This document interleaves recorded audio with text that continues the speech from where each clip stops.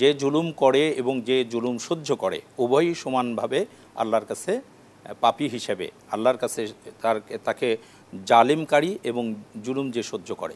তাহলে আমরা জুলুম যেমন করব না তেমনি সহ্যও করব না। তাহলে সহ্য যদি না করি তাহলে রাসূল সাল্লাল্লাহু আলাইহি ওয়াসাল্লাম বলেছেন যে তুমি উনসুর আখাকা যালিমান আও মাজলুমান, তোমার মাজলুম ভাইয়ের সাহায্য করো এবং জালিম ভাইয়েরও সাহায্য করো। আল্লাহ রাসূল সাল্লাল্লাহু আলাইহি ওয়াসাল্লাম বললেন কীভাবে আমরা সাহায্য করতে পারি, যে আমরা না হয় মাজলুমকে সাহায্য করলাম, জালিমকে কিভাবে সাহায্য করব? আল্লাহ রাসূল সাল্লাল্লাহু আলাইহি ওয়াসাল্লাম বললেন জালিমকে জুলুম করা থেকে বিরত রাখার মাধ্যমে সহযোগিতা করবে। তাহলে আমাদের কাজ হবে, যে কারণে ফিলিস্তিন সহ সারা বিশ্বের অগণিত জায়গায় মুসলিমদের উপর অত্যাচার লাঞ্ছনা বঞ্চনা আসছে, তা আমাদের মুসলিম ভাইয়ের জন্য যেমন আমি সহযোগী হব, যারা তাদের উপর জুলুম করছে তাদেরকে বিরত রাখার মাধ্যমে তাদেরও সহযোগী হব।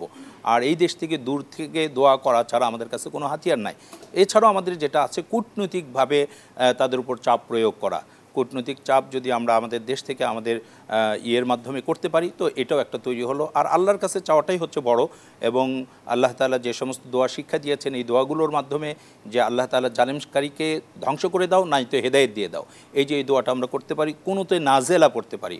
কুনুতে নাজেলা হচ্ছে মাগরিবের নামাজে অথবা ফজরের নামাজে উল্টা তাকবীর দিয়ে দোয়ায় কুনুত পাঠ করে জালেমের জন্য দোয়া করা, এটা আল্লাহ রাসূল সাল্লাল্লাহু আলাইহি ওয়াসাল্লামও করেছিলেন, তো আমরাও এটা করতে পারি। উল্টা তাকবীরটা কিভাবে দিতে হবে? উল্টা তাকবীর দেওয়া মানে কি, যে আপনি প্রথম তাকবীর যেখানে দিলেন সেই তাকবীর দেওয়ার পরে সূরা পড়বেন, কিরাত পড়বেন, এটার পরে আবার তাকবীর দিবেন। এই তাকবীর দেওয়াকে অনেকে উল্টা তাকবীর বলে।